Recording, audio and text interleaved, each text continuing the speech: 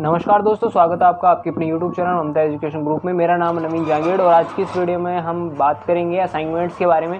तो असाइनमेंट्स के ऊपर एक वीडियो मैं पहले ही बना चुका हूं। अगर आपने अभी तक वो वीडियो नहीं देखी तो मत देखना, उसमें कोई फ़ायदा भी नहीं है। उस वीडियो में मैंने कहा था कि जब ऑथेंटिक जानकारी आएगी तो मैं वीडियो बनाऊँगा। वीडियो लेट हो चुकी है, मैं भी जानता हूँ दीपावली के कारण, लेकिन आज की इस वीडियो में हम सारी बात करने वाले हैं और जो भी आपकी प्रॉब्लम्स है उन सबको आप भी ठीक करके देता हूँ। चलिए शुरू करते हैं। सबसे पहले असाइनमेंट्स को बनाना कैसे, करना क्या है, इसके बारे में मैंने थोड़ी सी जानकारी दी थी। तो सिंपल सी चीज़ें करना क्या है, हमको एक फ़ाइल बनानी है। तो सबसे पहले स्टार्ट हमको कैसे करना है, स्टार्ट करना है सबसे पहले हमको एक A4 साइज़ के पेज चाहिए। एक दो पेज से काम नहीं होगा, ज़्यादा ही पेज चाहिए, है ना, क्योंकि अलग अलग पेपर्स के बनाने हैं। तो A4 साइज़ के हमको पेपर्स चाहिए। कौन से पेपर्स? लाइन वाली शीट चाहिए, ठीक है, क्योंकि वो बिना लाइन वाले आते हैं ना, फोटोकॉपी वाले, वो हमको यूज़ नहीं करनी, क्योंकि इसमें साफ जो नोटिस है उसमें लिखा हुआ है लाइन वाली शीट होनी चाहिए, लाइन होनी चाहिए उन पेपर्स के अंदर, उनकी साइज़ A4 साइज़ होनी चाहिए। सबसे पहले तो फर्स्ट स्टेप यही है।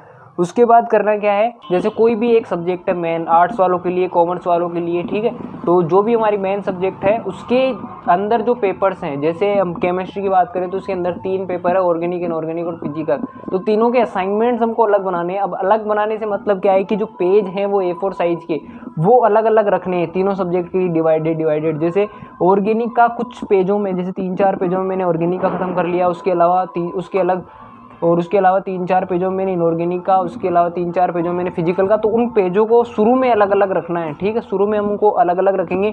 और जो ऑर्गेनिक के पेपर का जो फर्स्ट पेज है उस पर मुझे लिखनी है हेडलाइन, और हेडलाइन प्रॉपर मेंशन होनी चाहिए। हेडलाइन में क्या लिखना है, सबसे पहले उसमें फादर्स नेम लिखना है, क्लास लिखनी है, और फिर सब्जेक्ट, जैसे केमिस्ट्री है, केमिस्ट्री मैंने सब्जेक्ट लिख दी और पेपर मैंने लिख दिया ऑर्गेनिक, और फिर मैंने रोल नंबर लिख दिया। ये फर्स्ट पेज था। और उसके बाद मैंने ऑर्गेनिक के कुछ क्वेश्चंस जो वेबसाइट पर डले हुए हैं उनको उसमें लिखना है, ठीक है, और ये इसका अलग हो गया। फिर उसी के बाद मुझे ये फिजिकल केमिस्ट्री के अंदर भी ये सब चीज़ें करनी है। बस यहाँ पे सब्जेक्ट केमिस्ट्री और वहाँ फिजिकल हो जाएगा और ऑर्गेनिक। अब ये 3 असाइनमेंट्स मेरे बन चुके हैं, ऐसे जैसे उसमें नोटिस में लिखा हुआ था। 3 असाइनमेंट्स बन चुके हैं, लेकिन अब इन तीनों को अलग अलग फाइल में नहीं रखना। जो एक सब्जेक्ट की असाइनमेंट्स हैं उनको एक सब्जेक्ट की सब्जेक्ट वाइज फाइल बनानी है।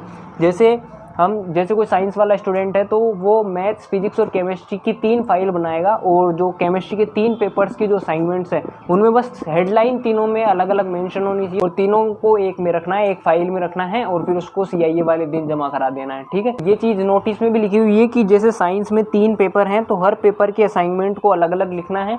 जैसे केमिस्ट्री में 3 पेपर है तो उनके तीनों के असाइनमेंट्स को मैंने अलग अलग लिखा, और फिर उनको एक फाइल में जमा करना है और फिर दे के आना है, ठीक है। उसी प्रकार कॉमर्स में और आर्ट्स में 2-2 पेपर है एक सब्जेक्ट की, तो उन दोनों को अलग अलग पहले तो लिखना है। हेडलाइन दोनों में अलग अलग होगी, क्योंकि यहाँ पे पेपर जो है वो अलग अलग हो जाएगा। हो सकता है सब्जेक्ट एक ही होगा एक फाइल में, लेकिन जो वो पेपर है वो अलग अलग हो जाएंगे। तो इसी तरह से कॉमर्स और आर्ट्स में भी ऐसे ही करना है। वीडियो पूरी बन नहीं पाई, मुझे गांव आना पड़ गया। बाकी की जानकारी हम इसमें देख सकते हैं। पहला पॉइंट है यहाँ पे, साइंस एंड BCA वाले जो स्टूडेंट्स हैं उनको 8 क्वेश्चन दिए जाएंगे, और वो 8 क्वेश्चन होंगे हर यूनिट में से। जैसे 4 यूनिट होती है हमारे, कोई सा भी सेमेस्टर हो तो कोई भी पेपर होता है उसमें 4-4 यूनिट आती है हर पेपर में, है ना। तो 4 यूनिट में से हर यूनिट में से 2 क्वेश्चन है, तो इस प्रकार से हर पेपर में 8 क्वेश्चन हो जाएंगे, और उन 8 में से कोई से भी 4 करने, यानी 4 हम चाहें तो पहली और दूसरी यूनिट के 2-2 क्वेश्चन भी कर सकते हैं, ठीक है। और कॉमर्स, आर्ट्स एंड BBA वाले जो स्टूडेंट हैं उनको 6 मिलेंगे क्वेश्चन, और उसमें से उनको 2 करने हैं, ठीक है। और यहाँ पे मार्क्स का भी कुछ दे रखा है, और ये मार्क्स मुझे लगता है इसलिए यहाँ पे दिया है इन्होंने, हो सकता है ये ऐड हो सेकंड CIA की जगह, ऐसा हो सकता है, कंफर्म पता नहीं है मुझे, ऐसा हो सकता है। और मार्क्स देने का एक और रीज़न ये भी हो सकता है, अगर मार्क्स नहीं देंगे ना तो कोई बच्चा सीरियस नहीं लेगा, क्योंकि अगर कोई नहीं बना के लाया असाइनमेंट तो ऐसा तो नहीं उसको मारेंगे पीटेंगे, ऐसा तो कर नहीं सकते। तो उसके लिए कुछ होना चाहिए, और कोई परफेक्शन से बनाएगा, मतलब कोई पूरे क्वेश्चन करेगा उसके साथ, और कुछ बच्चे होंगे जो 2 क्वेश्चन करेंगे, 3 क्वेश्चन करेंगे, आधे करेंगे, तो फिर उनमें कुछ अंतर नहीं रहेगा। उसको करने के लिए यहाँ पे मार्क्स दिए गए हैं। मार्क्स आप देख सकते हैं, जैसे साइंस वाले स्टूडेंट्स को 4 और BCA वालों को 4 करने हैं, तो उनके हर क्वेश्चन का वेटेज 7.5 हो जाएगा, यानी हर पेपर 30 नंबर का है यहाँ पे, है ना।